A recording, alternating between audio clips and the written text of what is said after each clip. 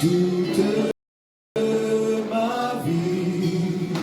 Béni soit le nom du Seigneur. Béni soit le nom. Béni soit le nom du Seigneur.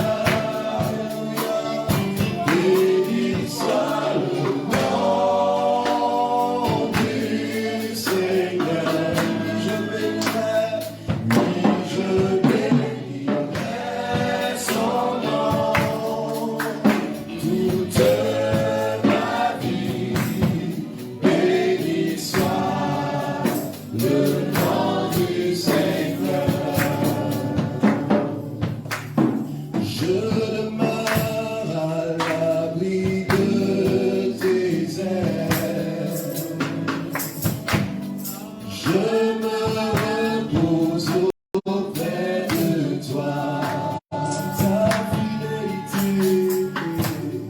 Ta fidélité sera mon bouclier.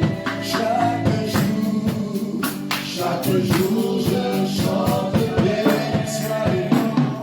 Béni soit le nom du Seigneur. Béni soit le nom du Seigneur. Je bénirai, oui, je bénirai son nom toute ma vie.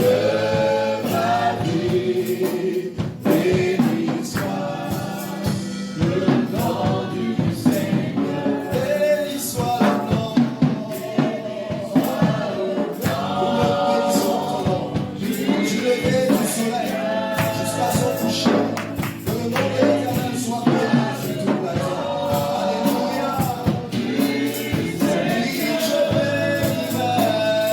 Oui, je bénirai son nom toute ma vie. Toute ma vie. Béni soit le nom du Seigneur. Béni soit le nom du Seigneur. Béni soit le nom élevé. Béni soit le nom du Seigneur. Béni soit le nom. Béni soit le nom. Béni soit le nom de notre Seigneur. Le nom du Béni soit le nom de celui qui nous aime tant. Béni soit celui qui a promis marcher avec nous. Béni soit celui qui nous aime tant. Seigneur, nous te rendons grâce parce que le moment est venu de nous parler. Nous te louons, nous te bénissons et nous te présentons ce programme, ce message. Seigneur, nous t'invitons que le Saint-Esprit qui seul est le parfait enseignant puisse prendre la place qui lui revient, qu'il sanctifie le vase et qu'il parle, Seigneur, à ton peuple. Merci de bénir tous ceux qui sont connectés à ce programme à cette heure. Merci de parler à nos cœurs. Merci de nous attirer à toi. Merci de nous communiquer ta pensée. Gloire, honneur et louange à toi, Seigneur. Nous voulons maintenant t'écouter. Fais silence en nos cœurs et parle-nous, Dieu de notre salut. Nous te le demandons dans le précieux nom de Jésus-Christ. Amen. Amen. Soyez bénis, vous qui êtes connectés, vous qui me suivez sur cette chaîne Parole de Vie TV à travers le monde. Nous sommes heureux de nous retrouver ensemble au pied du Seigneur pour recevoir sa parole.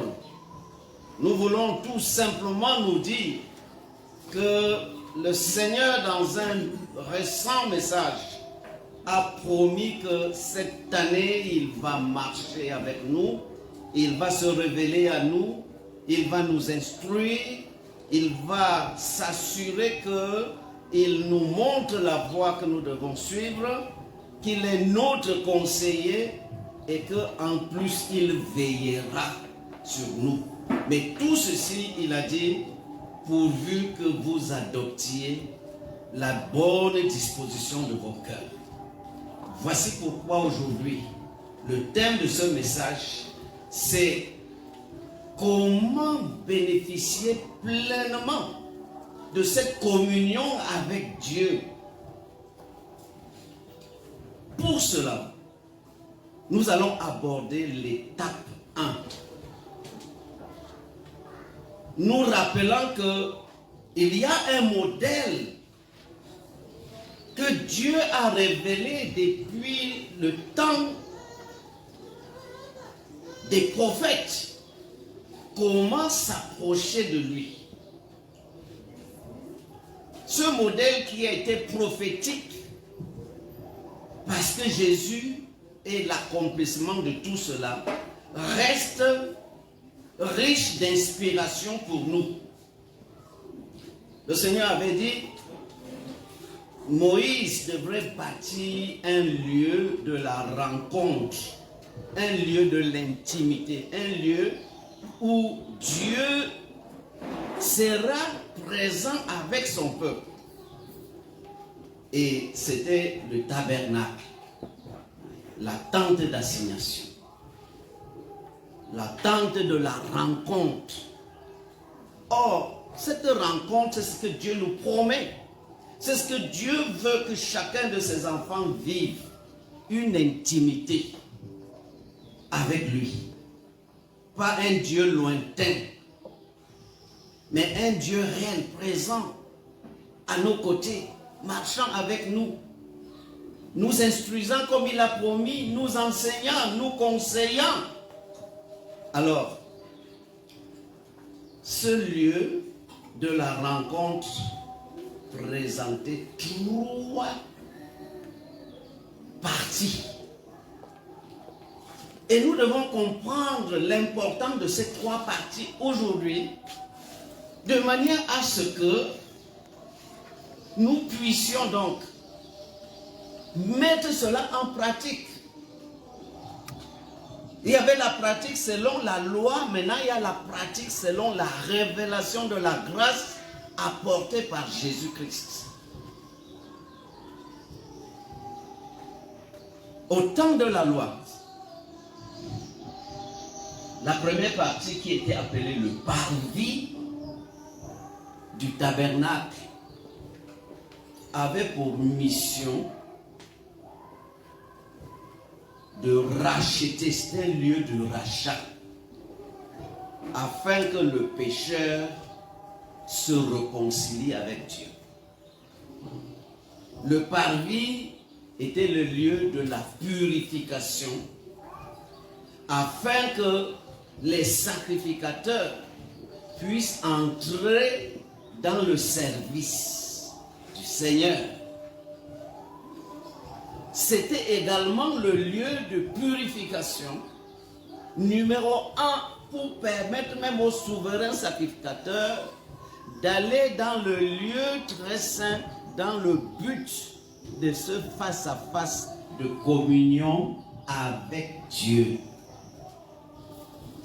Qu'est-ce que cela nous donne comme instruction aujourd'hui? Qu'est-ce que la compréhension de ce service, de cette démarche pour aller dans la communion intime avec Dieu, dans le lieu très saint, implique pour nous? Étape 1, comment est-ce que nous pouvons entrer nous aussi aujourd'hui dans le parvis en vue d'atteindre le lieu très saint et communier avec notre Père qui nous entend? Comment pratiquement?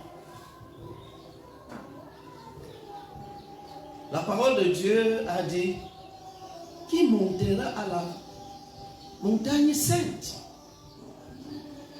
Et Dieu répond: c'est celui qui a le cœur pur. Apocalypse dira, il n'entrera chez lui rien de souillé. Apocalypse chapitre 21, verset 8. Il n'y a rien de souillé qui entrera dans sa maison. Et ainsi, le parvis était le lieu où toute souillure devrait être nettoyée. Tout péché devait être expié. Ça, c'est le parvis. C'est au niveau du parvis. Aujourd'hui, le parvis reste valable pour tout chrétien. Il n'a plus besoin d'aller dans le parvis de l'Ancien Testament. Il n'a plus besoin de ça. Parce que dans le parvis de l'Ancien Testament, le sacrifice pour expier le péché était un animal. Et un animal n'expiait qu'un seul péché, puisque le lendemain, si on tombe encore dans le péché, il faut un autre animal. C'était pénible. C'était dur. C'était un fardeau lourd à porter. Parce que pour chaque péché, il fallait un animal. L'animal apporté par le pécheur était son substitut, afin que par la mort de cet animal, au nom du pécheur, le sang versé était le sang qui portait l'expiation du péché du coupable devant Dieu. Maintenant, nous avons le privilège de nous présenter devant le parvis de l'Éternel, justement à l'autel de sacrifice qui a été offert une fois pour toutes, non pas par un animal, mais par le Fils de Dieu lui-même. Jésus-Christ, présenté comme agneau de Dieu qui ôte le péché du monde. La condition numéro 1 dans le parvis, c'est de s'assurer qu'on s'est placé au bénéfice de ce sacrifice de Jésus-Christ, qu'on l'a constitué pour notre agneau. Il est constitué comme notre agneau. Nous l'avons constitué comme notre avocat, notre agneau. Et nous avons accepté ce sacrifice en notre faveur, pour notre purification. Ça veut dire, comme le pécheur du temps déchargeait ses péchés sur son agneau et ne devrait plus revenir sur ces péchés-là, de même pour ceux qui ont constitué Jésus pour leur sacrifice. Ils ont rompu avec leurs péchés, ils ont cru en ce Jésus comme leur sauveur et cela leur a été imputé à justice. Ils ne sont plus condamnables. Il n'y a plus de condamnation pour ceux qui sont en Jésus-Christ. Et le Seigneur nous dit, dans ce parvis, ce sacrifice de rachat, qu'on appelle aussi sacrifice d'expiation des péchés, est obligatoire pour quiconque voudrait entrer dans la communion avec Dieu. Dieu a promis, mais aucune souillure ne peut s'approcher de lui. Il va dire dans 1 Pierre chapitre 1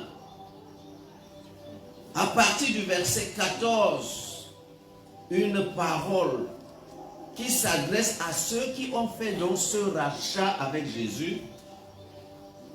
Et je veux vous dire et vous rappeler que pour tous ceux qui sincèrement ont constitué Jésus comme leur source de purification, comme leur sauveur qui a porté leur péché, il y a deux grandes choses qui se sont accomplies dans leur vie qu'il ne faut pas ignorer.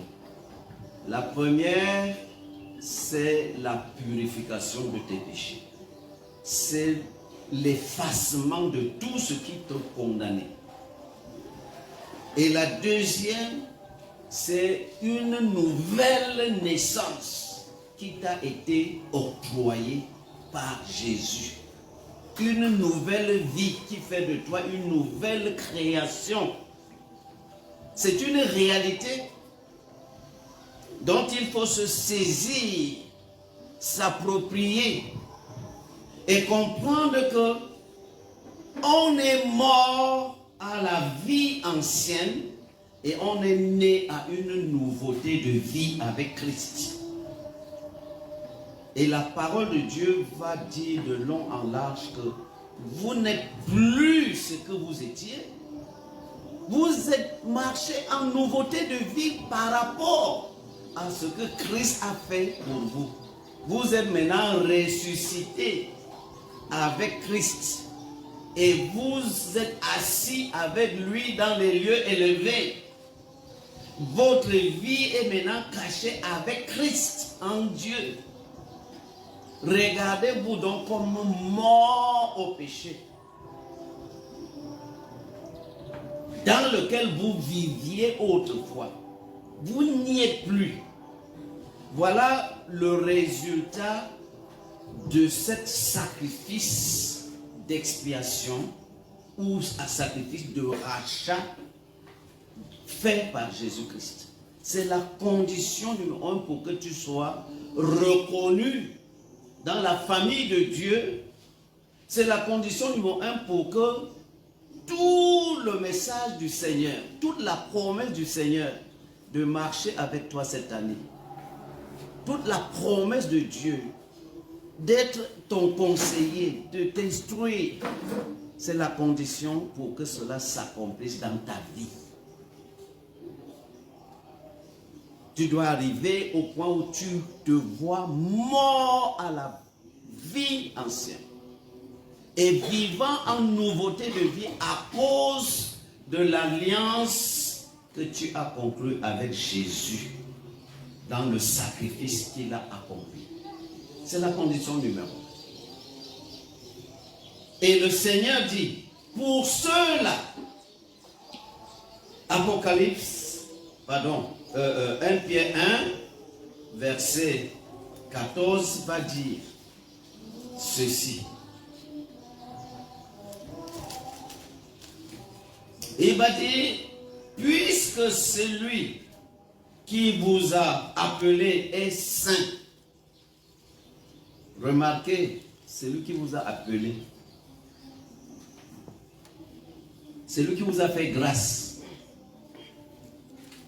celui qui vous a fait miséricorde, il est saint. Et pour être en communion avec celui qui est saint, il dit, vous aussi, soyez saints dans toute votre conduite. Je lis dans ce passage. Comme des enfants obéissants, ne vous conformez pas aux convoitises que vous aviez autrefois quand vous étiez dans l'ignorance. La réalité de cette rupture doit être manifeste dans chacune de nos vies cette année. C'est la condition. Et c'est un choix. Puisqu'il est question maintenant de la désobéissance à l'obéissance. C'est un choix. Et si quelqu'un veut cette année évoluer et voir Dieu dans cette intimité avec lui dans sa vie, cette parole, ce choix de l'obéissance est une exigence et c'est une décision personnelle. On choisit d'obéir comme on choisit d'être désobéissant. Comme des enfants obéissants, ne vous conformez pas aux convoitises que vous aviez autrefois quand vous étiez dans l'ignorance. Mais, puisque celui qui vous a appelé est saint, vous aussi soyez saints dans toute votre conduite. Selon qu'il est écrit, vous serez saints car je suis saint. Vous savez, dans Thessaloniciens au chapitre 4, il sera dit la même chose. Recherchez la sanctification et la paix. Sans cette sanctification, personne ne verra Dieu. Dieu est saint. Son peuple est saint. Et son peuple avec qui il doit marcher dans une communion, une intimité, doit être fier de s'approcher de son Père, son Sauveur, dans un esprit et une détermination de marcher dans la sainteté. Puisque celui que vous a appelé est saint, vous aussi serez saint dans toute votre conduite. Et cette sainteté s'obtient dans le parvis. Tu dois décider d'entrer dans le parvis et d'accomplir les tâches qui étaient réparties ou recommandées dans le parvis. C'est-à-dire, d'un côté, l'autel de sacrifice, et de l'autre, la cuve des reins pour les purifications, les nettoyages, pour se laver, pour se nettoyer, faire les ablutions de nettoyage. Même après avoir fait le sacrifice de rachat et de purifier, de pardon, on avait besoin, avant d'entrer dans le lieu saint des services, de nettoyer encore, de faire des ablutions, de nettoyage, de purification. Voilà les deux activités dans le parvis. L'un est unique et irremplaçable et irrenouvelable. L'autre est répétitif à longueur de journée, à chaque fois qu'on veut entrer dans le service. On ne peut pas entrer dans le lieu saint sans se nettoyer. L'un te donne l'identité d'enfant de Dieu, l'autre te dispose à bien servir ce Dieu-là. Les deux actes dans le parvis sont indispensables pour que tu évolues vers la communion avec Dieu.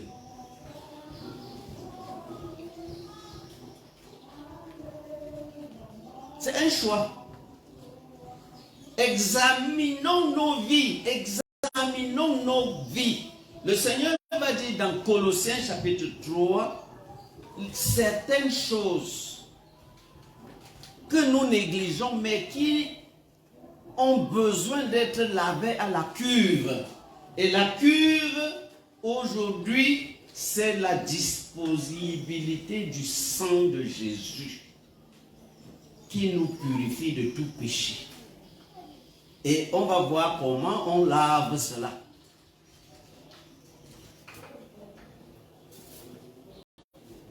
On a besoin d'être à la cuve à tout moment. À tout moment. Colossiens 3.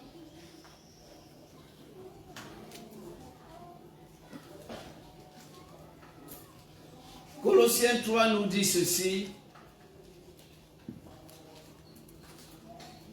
Excusez-moi.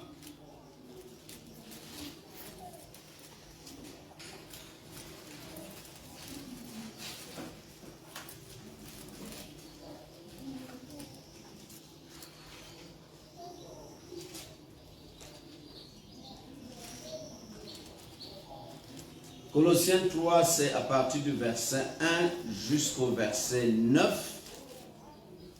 Et nous prêterons attention sur les petits détails. Colossiens 3 nous dit ceci, je vais lire. Si donc vous êtes ressuscités avec Christ, c'est passé. C'est une expérience déjà vécue. Donc vous êtes déjà né de nouveau. Vous avez déjà une place en Christ. Vous êtes incorporé à Christ. Vous êtes assis avec lui dans les lieux célestes. Mais vous êtes citoyen encore sur la terre.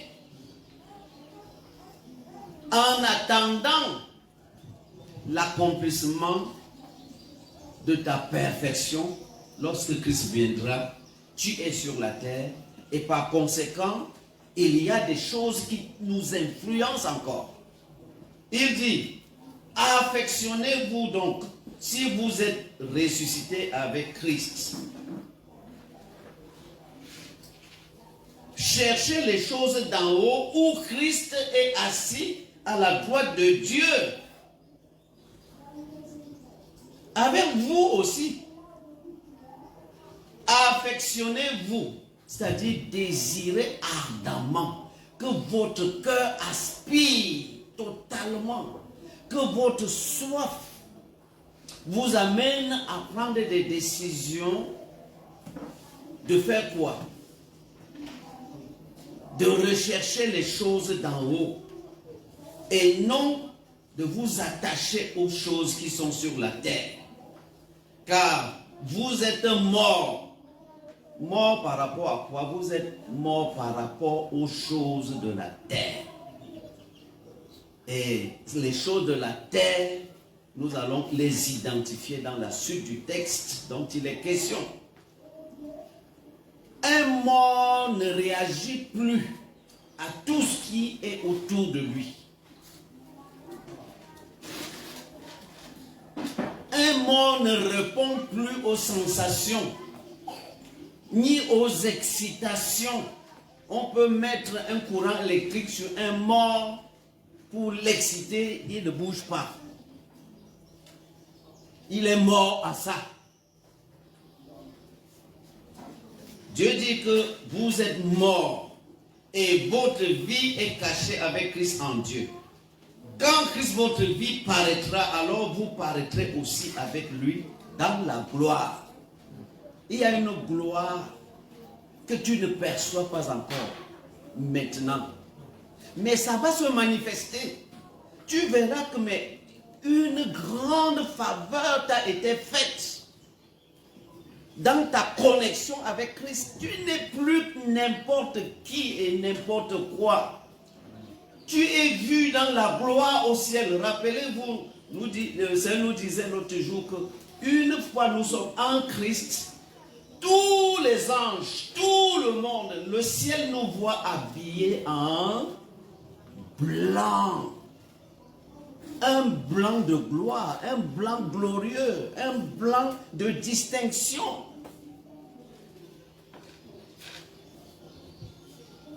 Faites donc mourir les membres qui sont sur la terre. Et voici donc ces choses d'en bas. L'impudicité, tout ce qui manque de pudeur, tout ce qui manque de pudeur. Impudique, c'est manquer de pudeur. On manque de pudeur dans son langage. On manque de pudeur dans son apparence extérieure. on manque de pudeur dans sa conduite, dans les actes qu'on pose. Les paroles d'impudicité. Je nous dis attention déjà à tout ce qui souille le corps. Quand Dieu nous révèle le cœur de l'homme et l'atelier que Satan s'est fait de ce cœur, la première des choses que Satan veut investir dans le corps, c'est la dénaturation. C'est justement déposséder le corps de sa pudeur. L'impureté. L'impureté. Tout ce qui est sale est impur. Tout ce qui est souillé est impur. Tout ce qui n'est pas saint est impur. Le Seigneur nous dit, voilà les choses qui doivent se nettoyer dans le parvis. Ce n'est que dans le parvis que tout cela se nettoie. Et nous terminerons aujourd'hui en montrant comment nous débarrasser de tout ça. Afin de franchir l'étape 1 vers l'objectif que Dieu veut que nous expérimentons avec lui cette année.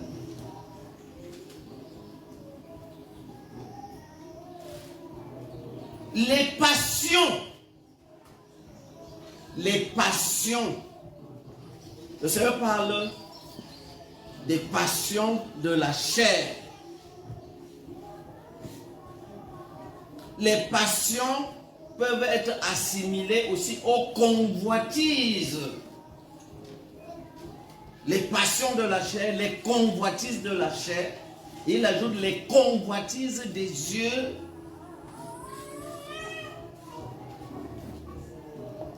les convoitises du monde, qu'il appelle ici l'orgueil de la vie. Les mauvais désirs. Vous voyez, c'est des choses sur lesquelles on ne s'attarde pas. On pense que dès qu'on a vu les 10 commandements, c'est les grands péchés, les 10 commandements. Mais il y a des ordonnances. En dehors des commandements, il y a des ordonnances. En dehors des commandements, il y a les instructions. En dehors des commandements, il y a les règles dans la vie du royaume. Il y a les principes. Il y a les principes.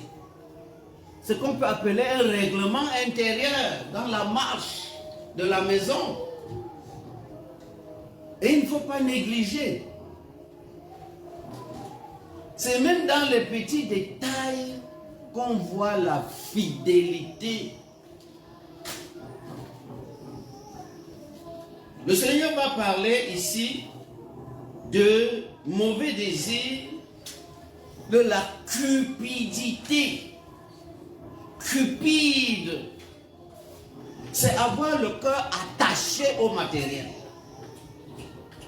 à l'argent, ou tout ce qui peut vraiment, ta curiosité veut seulement posséder, même si ce n'est pas à toi, tu voles.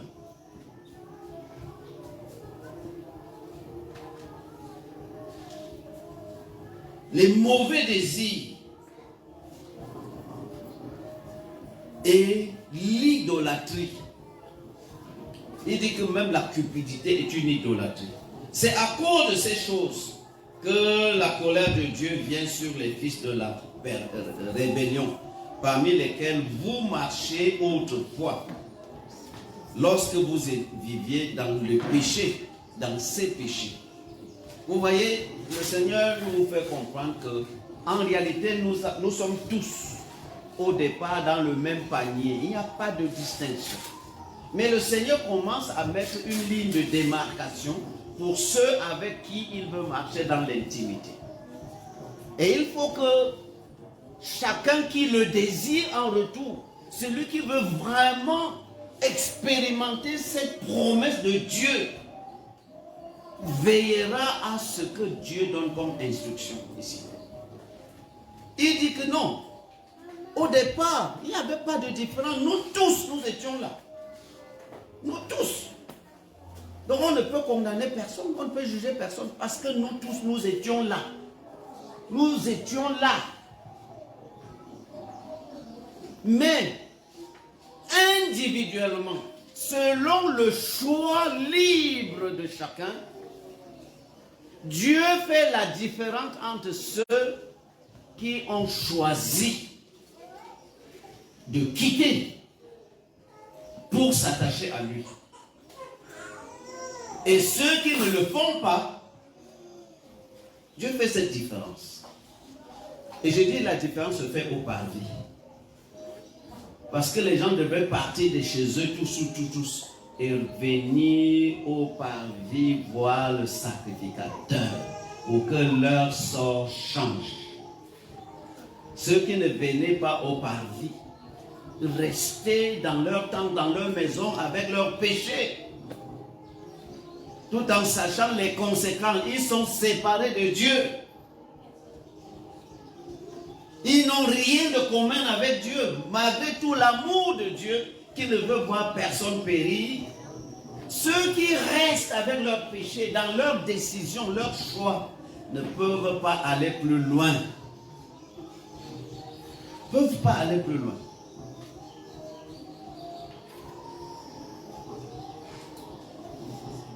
Colossiens continue en disant: mais maintenant, renoncez à toutes ces choses. Verset 8. Voici encore quelque chose. À la colère. Voilà encore une chose dont on oublie. Et qui nous affecte tellement. La colère. L'animosité.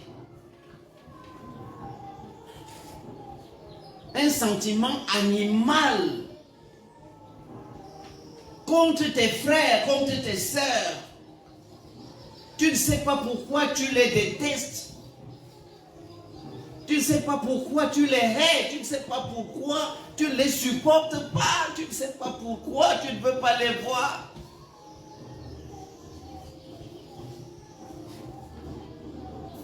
Tu ne sais pas pourquoi tu parles toujours mal. C'est ça l'animosité, c'est la manifestation de l'animosité. Dieu dit que si tu veux grandir dans une communion avec moi, ces choses-là doivent disparaître. Et c'est au parvis qu'on les dépose et qu'on les fait nettoyer. Tu ne peux pas les nettoyer toi-même. Ta part, c'est de décider d'apporter au parvis.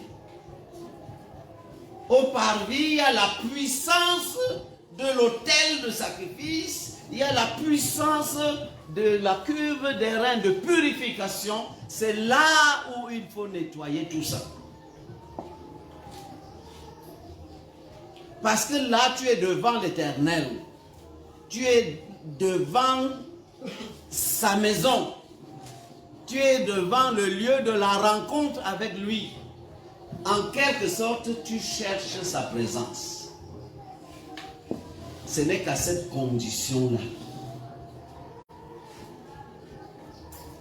Et je vous dis, c'est tellement et personnellement volontaire.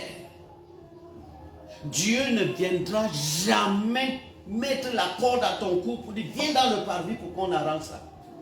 Jamais de la vie. C'est un choix volontaire, c'est une décision volontaire. Si tu veux demeurer dans le péché, dans toutes ces choses-là, tu es libre. Mais sache que la promesse de Dieu ne sera jamais pour toi. Jamais.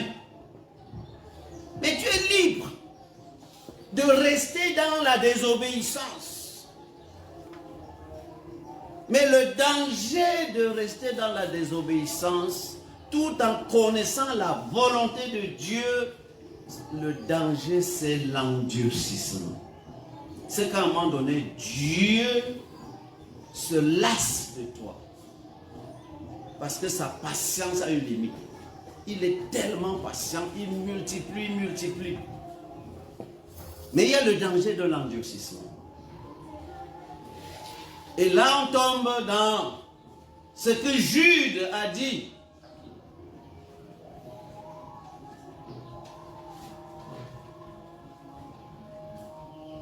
On devient des nuées sans eau.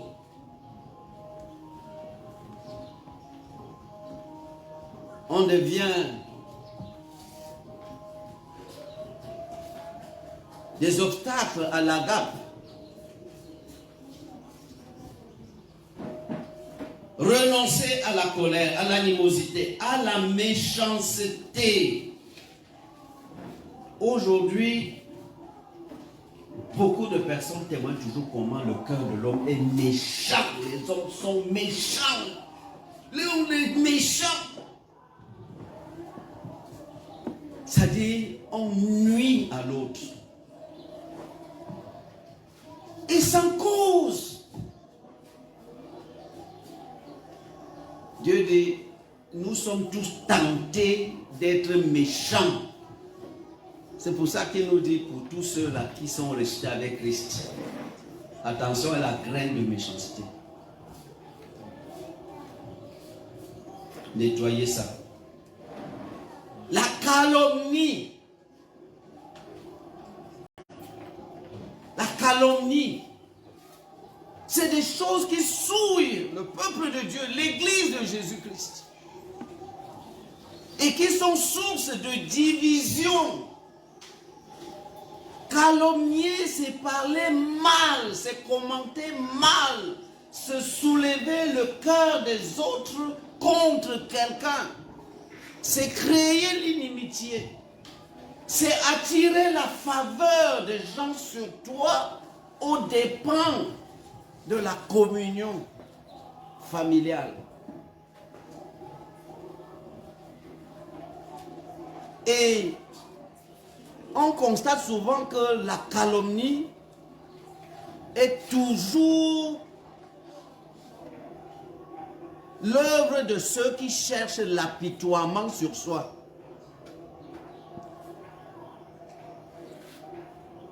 Ils ne savent pas réaliser que toute chose concourt au bien de ceux qui aiment Dieu. Mais toutes choses, ils sont victimes.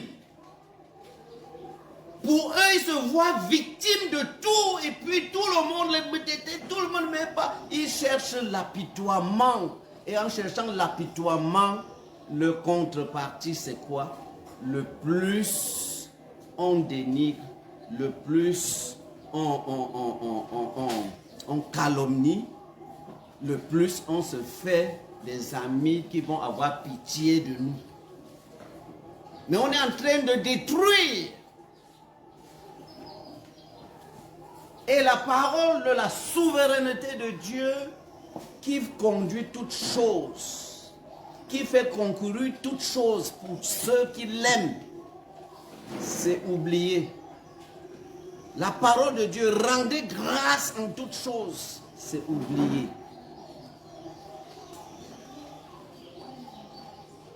Les autres sont la source de mon problème, je dois les calomnier pour ça. Dieu dit, attention, si tu veux marcher dans la communion avec Dieu cette année, sois saint, sois pur. Alléluia. Ne mentez pas les uns aux autres. Parole déshonnête. Ne mentez pas les uns aux autres. Ne mentez pas les uns aux autres. Il a associé ça à renoncer aux paroles déshonnêtes qui pourraient sortir de votre bouche. Et il ajoute, ne mentez pas les uns aux autres. ayant été dépouillé du vieil homme et de ses œuvres. Vous savez, si vous voulez connaître quelqu'un qui est vraiment né de nouveau, c'est à l'attitude que cette personne a vis-à-vis du mensonge. Si vous voulez savoir si vous-même vous êtes authentiquement né de nouveau, examinez-vous à la lumière de votre attitude face aux mensonges ou bien aux paroles déshonnêtes.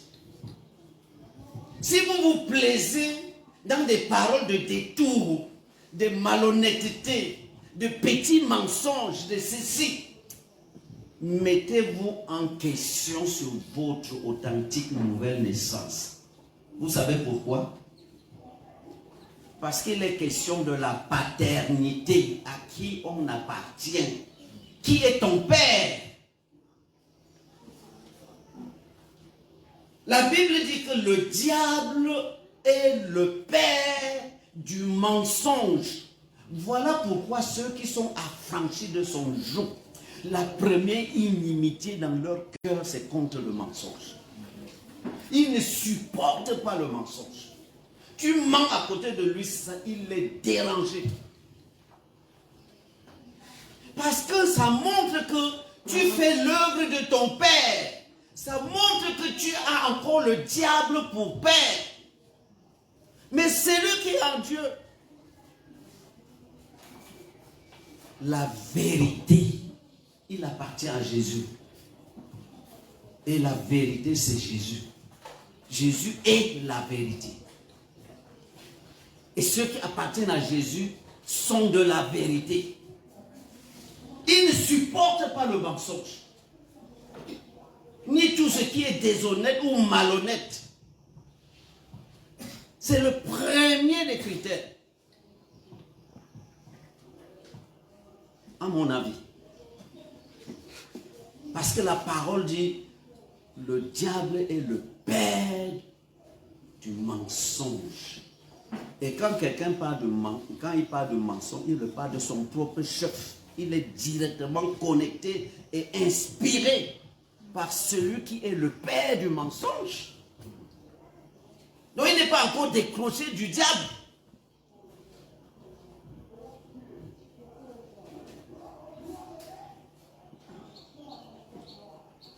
C'est pour ça que si on est dépouillé du vieil homme qui était sous le contrôle du diable, on est habillé de Christ qui est la vérité. Et on se tient dans la vérité. On aime la vérité. Et vous savez, c'est la même chose avec le vol. La Bible dit que le diable est le voleur qui vient pour dérober, détruire. Donc, ton attitude vis-à-vis de ce qui ne t'appartient pas, si tu es libre de ramasser ce qui ne te prend pas à toi, de prendre ce qui ne t'appartient pas, pose-toi la question si tu es né de nouveau. Pose-toi cette question. Et les enfants, ne pensez pas que si vous avez volé la viande dans la marmite, ça veut dire que vous êtes né de nouveau. Hein? Ça montre que vous êtes encore le fils du diable. C'est ça. Et le Seigneur dit que débarrassez-vous de tout ça. Ça, c'est l'œuvre du parvis.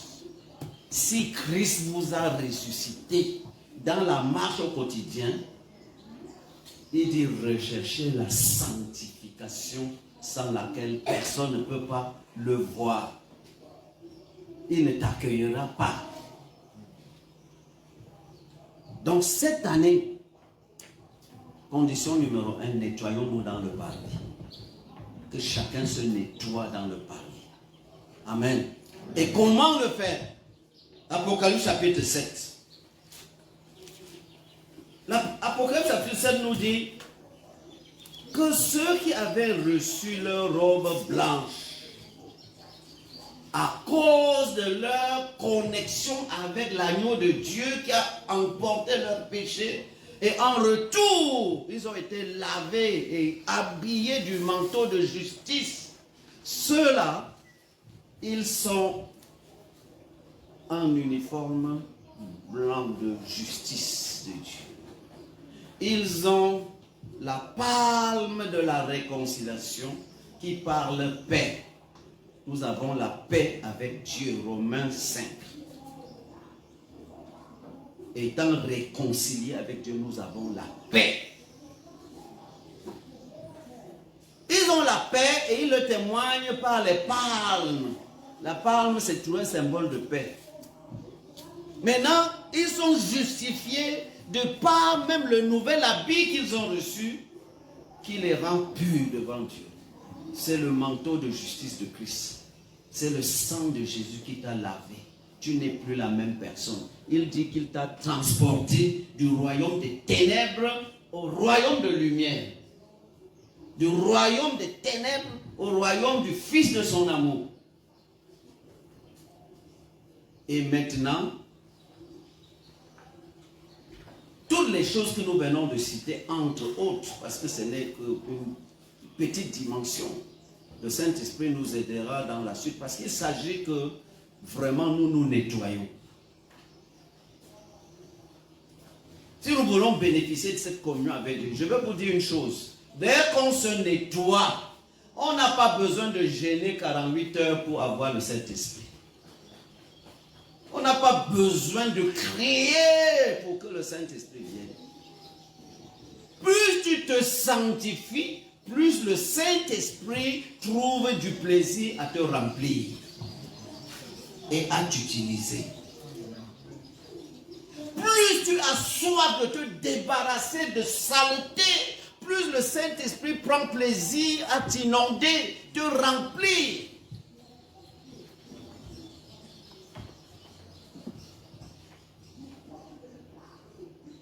Mais si tu l'attristes et l'attristes, il se recroqueville et il quitte.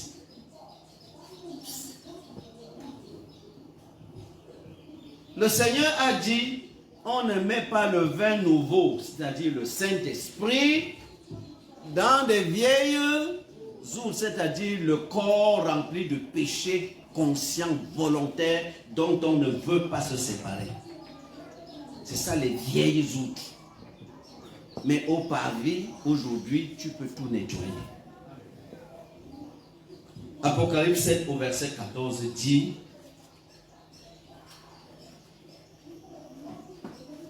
et l'un des vieillards,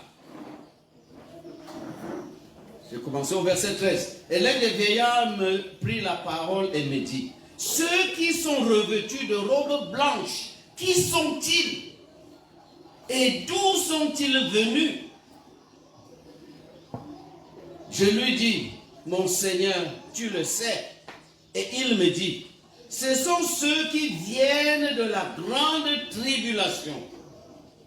Permettez-moi de vous dire, le Seigneur Jésus a parlé de ceci en disant deux paroles. Un, tous ceux qui veulent vivre pieusement vont être persécutés dans ce monde, selon Jésus.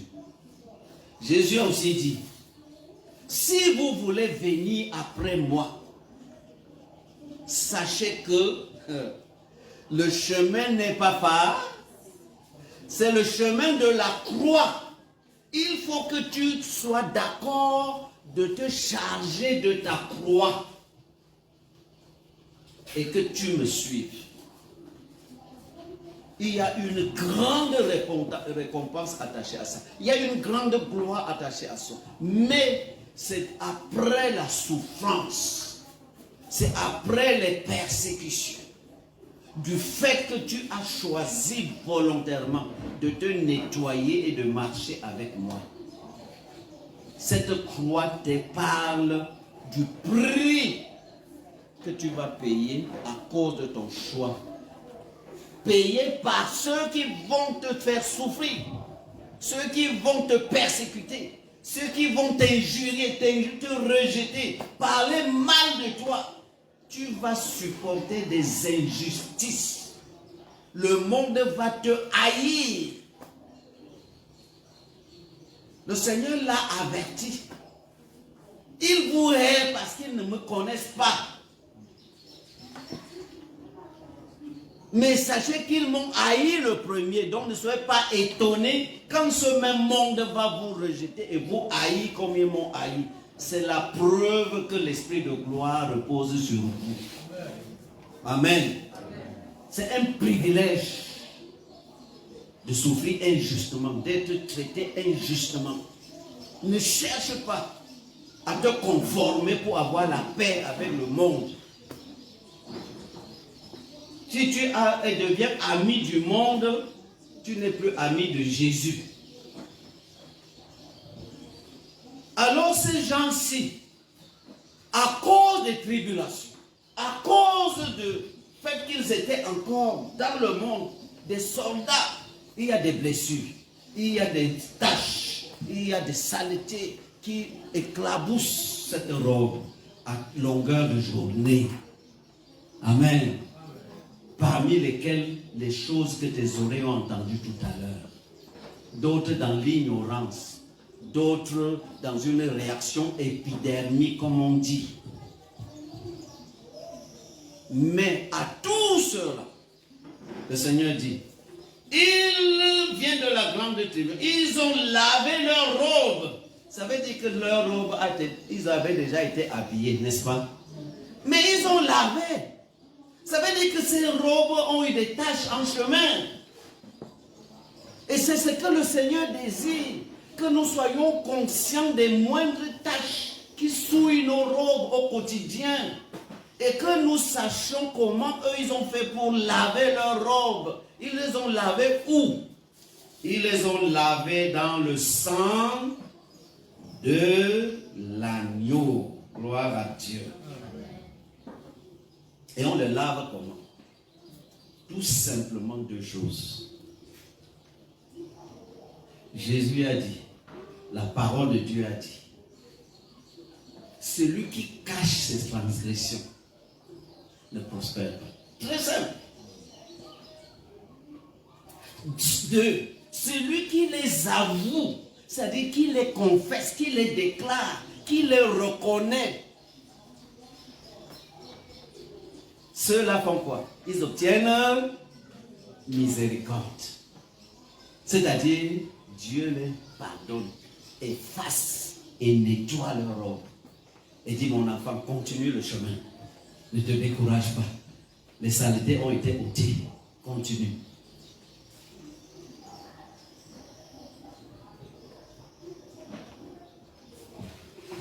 Voilà la décision. Et il va dire dans Ésaïe 1, venez pour qu'on plaide. Venez, ne cachez pas chaque fois que quelque chose a sali votre robe. Ne fuyez pas ma maison. Ne fuyez pas ma présence. Venez plutôt vous jeter à mes pieds et parlons-en. Si vous me les présentez, je ne vous condamnerai pas. Amen. Vous me présentez votre situation. J'aurai compassion. Et si c'était même noir à n'importe quel degré, sachez-le dès le moment où vous avez la bonne volonté. Ésaïe 1, verset 20. Si vous avez la bonne volonté. Si vous avez cette bonne volonté et vous venez à moi, sachez que nous allons dialoguer. Avant que je vous renvoie, vous serez purifiés. Vos robes seraient à nouveau très propres et blanchies. Amen. Voilà la condition numéro 1, le parvis que le Seigneur nous encourage à mener cette année. Veillons sur nos pensées, comme dit Philippiens 4, verset 8. Tout commence dans nos pensées. Commençons à confesser les mauvaises pensées, les mauvaises intentions qui nous animent, les sentiments bizarres qui veulent nous entretenir de manière à nous rendre amers, animal, tout ça méchant. Commençons à supplier le Seigneur de nettoyer nos pensées. Alléluia. Et ensuite, descendons au niveau du cœur pour dire, papa, examine nos cœurs, sonde mon cœur. Tout ce qui est sale comme attitude mauvaise, comme sentiment mauvais, je te l'avoue, je le confesse. Je vais nettoyer ça ici devant toi dans ce parvis. Le sang de Jésus est encore disponible. Lave-moi, je renonce. Parce que avouer va avec renoncer. Amen. Que Dieu nous aide à tenir les deux pieds du travail au niveau du parvis. Que personne ne cache à Dieu particulièrement tout ce qui est sale. Et une fois avoué et confessé,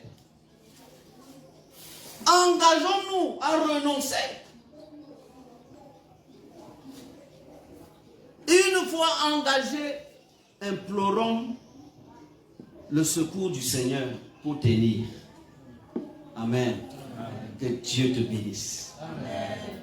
Reçois cette parole avec foi. Le Seigneur t'aidera à la mettre en pratique. Amen.